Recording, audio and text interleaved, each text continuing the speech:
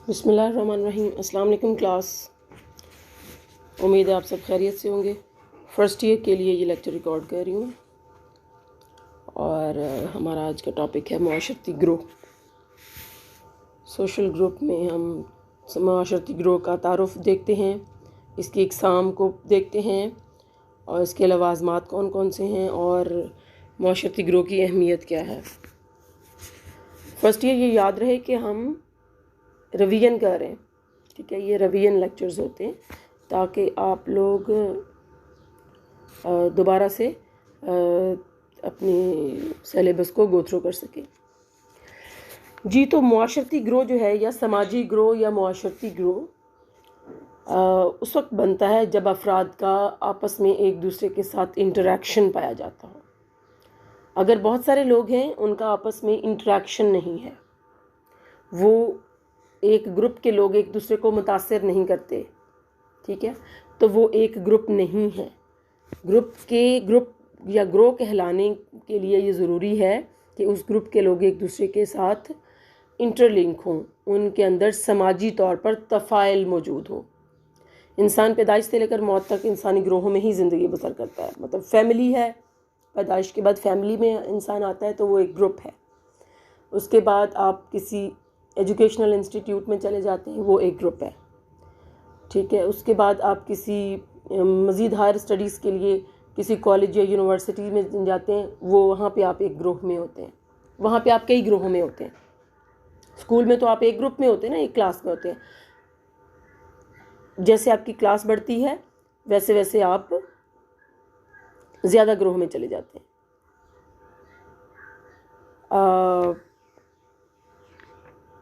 Bogardus के नज़दीक ग्रोह से मुराद दो या दो से ज़्यादा अफराद जिनकी तवज्जो कोई मुश्तरक चीज़ हो, मतलब ग्रुप में तफ़ाइल हो और लोगों के अंदर उनके जो मकासद हों वो शेयर्ड हों, मुश्तरक मकासद हों जो एक दूसरे को ज़हनी और जिस्मानी तौर पर मुतासिर करते हों और जिनकी हमदर्दियाँ भी मुश्तरक हों और जिनके अफ़ाल भी यकसा हों और एक जैसे कामों में शिरकत करते हों।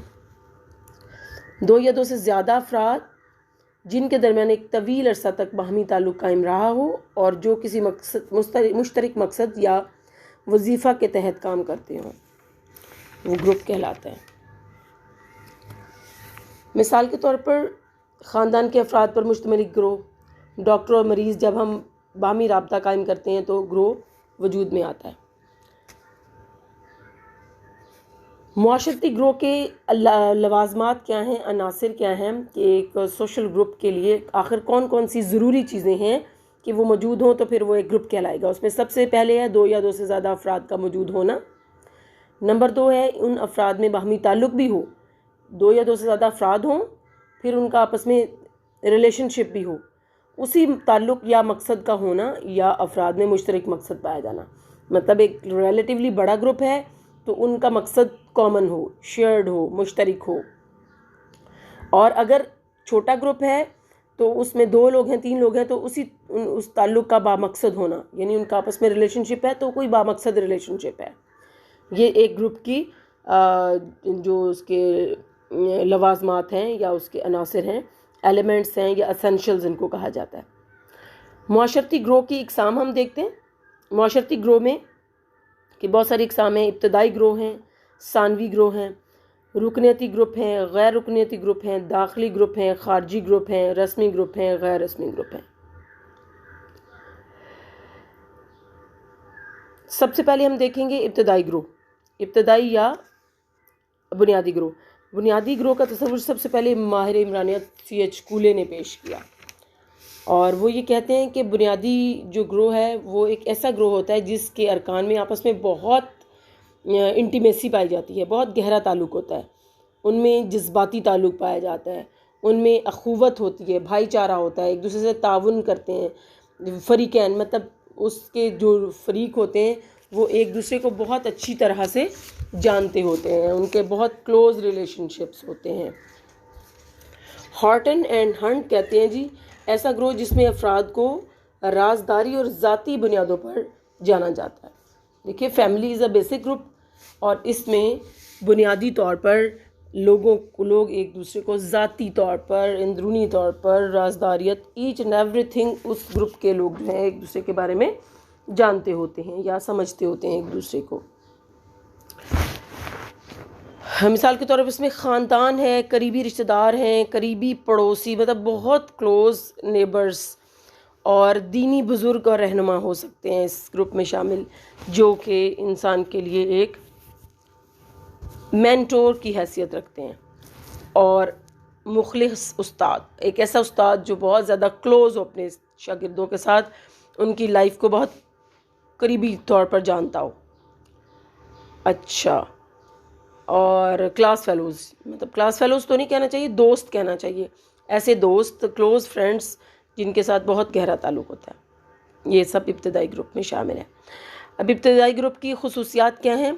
इब्तिदाई ग्रुप में ग्रोही सालमियत और हमदर्दी बहुत ज़्यादा होती है, गहरा मेल जोल होता है, मुआशरती तफ़ाइल या सोशल इंटरेक्शन बहुत ज़्यादा होता है, तादाद कम होती है, थोड़े लोग होते हैं, छोटा ग्रुप होता है, ज़रूरत में तावन, at the time of need, ज़रूरत के वक्त एक दूसरे के साथ रिलेशनशिप में रहते हैं और एक दूसरे के साथ तावन करते हैं, और तावन करने में ही उनके ग्रुप की बका होती है। मसाइल के हल की मुश्तरका कोशिशें करते हैं ये लोग, किसी कोई मसला दरपेश हो तो आपस में मिलकर कोशिश करते हैं, और इनके आपस में बहुत करीबी नाम होते हैं और नामों से एक दूसरे को पहचानते हैं, पुकारते हैं। और सकाफ़ती मामूलात जो हैं, जो कल्चरल नॉर्म्स हैं, वो इब्तिदाई ग्रुप में उनकी तरबियत की जाती है। शख्सियत की तामीर होती है इब्तिदाई ग्रोहों में, बुनियादी ज़रूरियात की तकमील जो है वो इसमें इन्हीं ग्रोहों में होती है। उसके बाद ग्रोही सालमियत, यानी ये एक ऐसा मज़बूत और एक फर्म ग्रुप होता है जिसके अफराद के दरमियान बहुत ऐसा इत्तेहाद होता है जिसको तोड़ना नामुमकिन होता है। क्योंकि अफराद के दरमियान बहुत बाहमी शफ़क़त, मोहब्बत और हमदर्दी के जज्बात बहुत ज़्यादा होते हैं। मुसीबत में इमदाद करते हैं एक दूसरे की, मुआशी तरबियत का, और ये इसी ग्रुप के लोग एक दूसरे को मुआशी तौर पर अपने आप को मज़बूत बनाने के लिए भी एक दूसरे की मदद करते हैं और उनकी तरबियत करते हैं कि मुआशी तौर पर किस किस्म के पेशे इख्तियार करने चाहिए, मुआशी तौर पर किस तरह से ख़ुद कफ़ील हुआ जाए, एक दूसरे को हेल्प आउट करते हैं। गैर रस्मी समाजी ज़ब्त होता है, किसी किस्म का कोई कानून नहीं होता, कानून ज़ाब्ता नहीं होता कि उसके बाद जो है वो सोशल कंट्रोल होगा फैमिली में या उस ग्रोह के अंदर, बुनियादी ग्रोह के अंदर। गैर रस्मी इनफॉर्मल वे में ही सब लोग कंट्रोल रहते हैं। बाहमी कुर्बत होती है, बहुत शदीद इंटीमेसी होती है, आपस में करीब होते हैं, और राजदारी, बहुत कॉन्फिडेंशियलिटी होती है इनके अंदर। इसके बाद है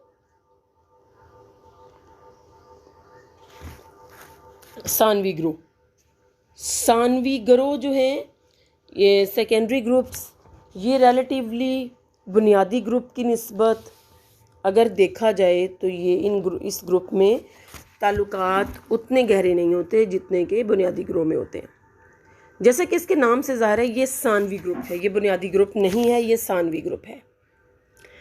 ये सानवी ग्रुप की जो इस्तिलाह है, ये मैकवर ने अपनी किताब सोसाइटी में इस्तेमाल की है, और इसका नंबर जो है वो सेकंड है, दूसरे नंबर पर ये ग्रुप आता है, इसलिए इसको सेकेंडरी कहा जाता है। इसमें भी अफराद में तफ़ाइल पाया जाता है, लेकिन उनके तफ़ाइल में शिद्दत नहीं होती और ताल्लुक़ भी गहरा नहीं होता, और इब्तिदाई ग्रोह के अरकान में जिस तरह का पाया जाता है उस तरह का रिलेशनशिप इनमें नहीं होते।